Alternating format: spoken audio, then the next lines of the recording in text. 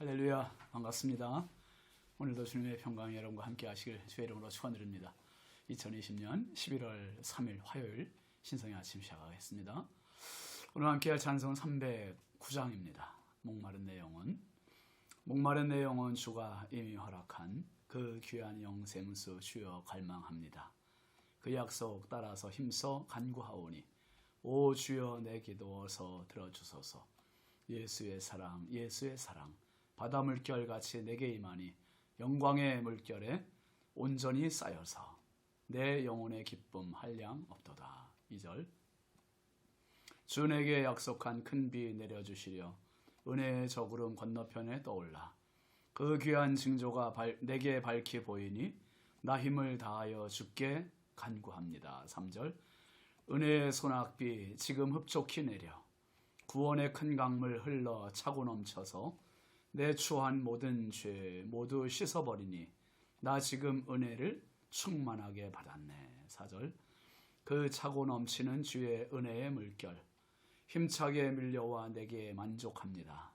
오 할렐루야로 주를 찬송하오니 내 맘의 기쁨이 항상 충만함이라. 예수의 사랑 바다 물결같이 내게 임하니 영광의 물결에 온전히 쌓여서 내 영혼의 기쁨 한량 없도다. 아멘. 오늘 주시는 하나님의 말씀은 사무엘하 7장 13절부터 17절까지입니다. 그는 내 이름을 위하여 집을 건축할 것이요 나는 그의 나라 왕위를 영원히 견고하게 하리라. 나는 그에게 아버지가 되고 그는 내게 아들이 되리니 그가 만일 죄를 범하면 내가 사람의 매와 인생의 채찍으로 징계하려니와 내가 네 앞에서 물러나게 한 사울에게서 내 은총을 빼앗은 것처럼 그에게서 빼앗지는 아니하리라. 내 집과 내 나라가 내 앞에서 영원히 보존되고 내 왕위가 영원히 견고하리라 하셨다 하라. 나단이 이 모든 말씀들과 이 모든 계시대로 다윗에게 말하니라. 아멘. 오늘 함께할 말씀 제목은 비전이라고 한번 정해봤습니다. 비전. 여러분, 우리 인천은 다른 도시와 좀 다른 특징이 있죠. 관문입니다. 관문. 그래서 뭐 슬로건도 Always 인천 그렇게 하잖아요. 하늘길, 공항이 있고요. 바닷길이 있습니다. 백길. 그리고 또 이제 찻길이 있고 기차길이 있고 이게 참 모든 길이 다 인천으로 통하게 되어 있습니다. 또 무엇보다 소중한 게 이미 한 135년 전에 우리 대한민국에 복음이 바로 들어온 지역이 어딥니까? 이 복음의 관문도 우리 인천이었어요. 인천. 그러니까 들어옴도 인천, 나감도 인천. 이 인천이 아주 중요한 요충지입니다. 자정관천이라는 한자 성어가 있죠. 우물 안에서 하늘을 바라보는 이야기입니다. 우물 안에서 하늘을 바라봐야 그 한계가 뭐 얼마 되지 않습니다. 근데 우물 밖 세상이 훨씬 큰데도 우물 안에 있으면 그 안에서밖에 생각을 할 수밖에 없게 됐다는 얘기예요. 뭐 오래전 이야기지만 저희가 첫 단독 목회지에서 성지순례를 갈 기회가 있었어요. 정말 하나님의 크신 은혜입니다. 뭐 갈 형편도 안 됐었는데 하나님께서 어린 아이들까지도 갈 수 있도록 길을 열어주셨습니다. 그래서 애들하고 갔다 왔는데 갔다 오고 나서 아이들이 너무 달라졌어요. 가지고 노는 게 달라졌고 보는 것, 생각하는 것들이 참 많이 넓어졌습니다. 가기 전엔 자동차 가지고 놀더니 갔다 오고 나서 비행기 가지고 놀고 그리고 벽에다가 세계지도 붙여줬더니 그 세계지도 보면서 자기들이 갔다 온 항로를 쭉 한번 되짚어 보면서 이게 세계를 가슴에 품는 그 생각에 품는 그런 거를 제가 봤습니다. 여러분, 신앙은 비전입니다. 비전. 하나님께서 만드신 세상, 하나님께서 만드신 일들, 그것들을 함께 참여해 나가는 하나님의 일에 대한 참여도를 높이는 게 신앙이에요. 하나님을 모르는 사람은 자기 욕심을 이루기 위해서 꿈을 이루지만 하나님을 믿는 사람에게는 하나님의 뜻을 찾고 하나님의 일에 참여하는 그런 하나님의 동역자입니다. 그런 의미에서 우리는 비전, 즉 믿음의 눈을 점점 키울 필요가 있습니다. 믿음의 눈을 키워야 하나님의 일을 볼 수가 있고 그리고 하나님의 스케일이 조금이나마 우리의 작은 가슴 안에 들어올 수 있기 때문에 그렇습니다. 여러분, 비전이라는 말은 뷰 본다는 거예요. 본다. 뷰가 좋다. 뭐 그렇게 얘기하잖아요. 뭐요? 마음으로, 심상으로 본다. 마음으로 본다. 믿음으로 본다. 그겁니다. 예수님께서도 제자들에게 이 비전을 주셨잖아요. 오직 성령이 너희에게 임하시면 너희가 권능을 받고 예루살렘 그리고 더 큰 유대 그리고 더 큰 사마리아 그리고 더 큰 땅끝까지 이 땅끝에 대한 비전을 제자들에게 주셨고 그 제자들은 예수님 말씀대로 성령 받고 땅끝까지 복음을 전해서 결국 우리에게까지 그 복음이 들어온 거 아닙니까? 하나님의 비전은 지금도 이루어지고 있고요. 하나님의 비전은 지금도 우리 심령 속에 심어주고 계세요. 그 비전을 또 우리 자녀들에게 흘려주고 우리가 하나님의 비전에 쓰임받는 이 비전의 주역들이 또 동역자들이 될 수 있기를 바랍니다. 여러분, 오늘 다윗을 한번 보세요. 하나님 앞에 이 성전을 한번 짓겠다는 이 마음만 먹었는데도 하나님 얼마나 복을 주셨습니까? 자, 엄청난 은혜를 주셨지요. 마음만 먹어도 복 주시는 하나님. 이제 하나님께서 주시는 복이요, 다윗의 그 당대의 축복으로 머무는 것이 아니라 자녀 때까지, 아니 자녀 때를 넘어서 영원까지도 하나님께서 언급을 해주세요. 참 놀랍지 않습니까? 그러니까 여러분, 이 다윗이 먹은 마음이 보통 마음이 아닌 것이요. 하나님 앞에 진짜 기쁨이 됐던 그 마음입니다. 사울왕도 한 번도 먹어보지 못했고 그 이후에 다윗 이후에도 누구도 먹어보지 못했던 그 마음을 다윗이 소유했습니다. 여러분, 우리가 하나님 앞에 이런 선한 마음, 은혜로운 마음들, 충성된 마음들을 좀 품고 살았으면 좋겠어요. 특별히 오늘 하나님의 미래적인 약속을 한번 13절에서 보실까요?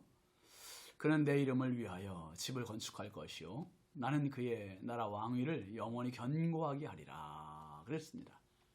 하나님께서 다윗의 아들을 통해서 하나님의 집을 건축하겠다 하셨고 그리고 그 나라의 왕위를 영원히 견고하게 하시겠다. 여러분, 왕위의 주도권은 왕에게 있는 게 아니에요.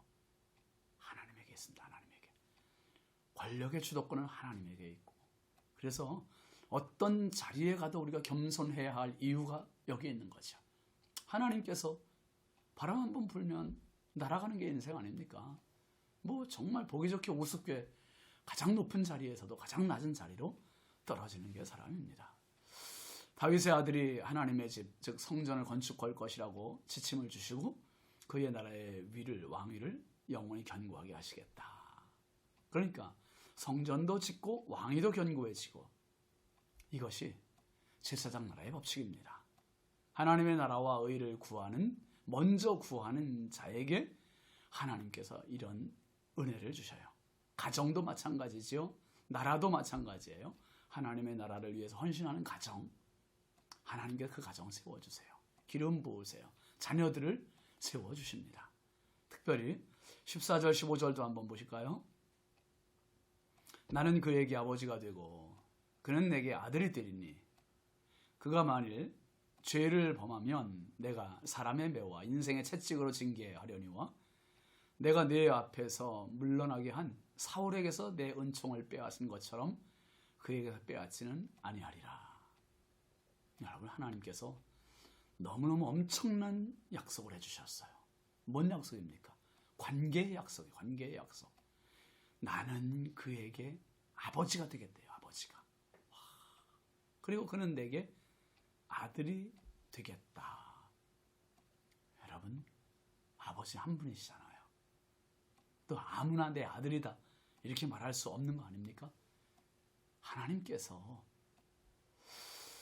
다윗의 아들을 향해서 나는 그의 아버지가 된다. 참 그는 내 아들이다. 여러분 이건 최고의 축복입니다. 최고의 횡재예요. 횡재.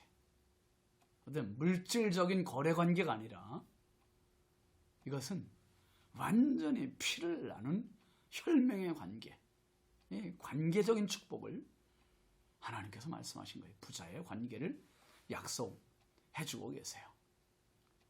사울에게서 은총을 뺏은 것처럼 혹시 잘못해도 징계는 하겠지만 그렇지만 이 왕위를 빼앗지는 않겠다. 견고하게 해주겠다. 그래서 16절에도 보면 내 집과 내 나라가 내 앞에서 영원히 보존되고 내 왕위가 영원히 견고하리라 하셨다. 영원이라는 표현을 하나님 계속 강조하고 계세요.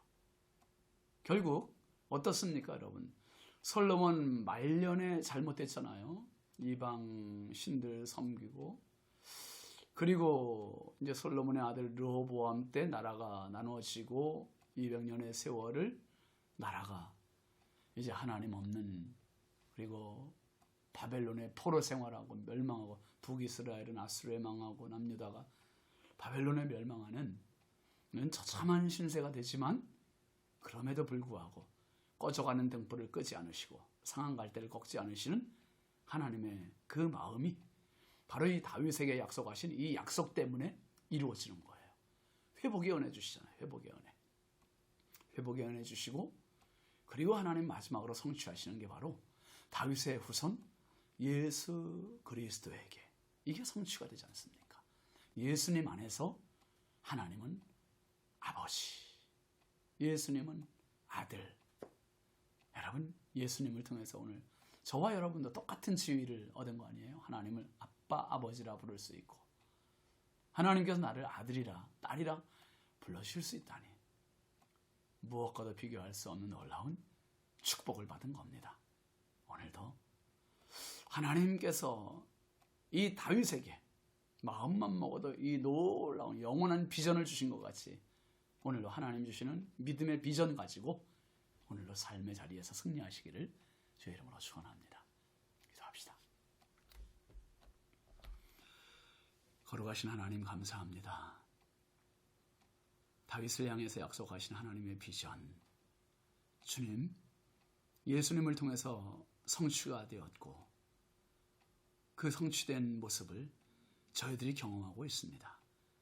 하나님, 하루를 살아도 주님을 향한 선한 마음, 은혜로운 마음, 충성된 마음 가지고 하나님 믿음의 비전을 보고 나가는 저희들 되게 하여 주옵소서. 하나님의 비전이 저희를 통해 성취되는 축복의 주역들이 다 되게 하여 주시옵소서. 예수님의 이름으로 축복하며 기도합니다. 아멘. 오늘도 주님과 함께 은혜로운 하루 되십시오. 감사합니다.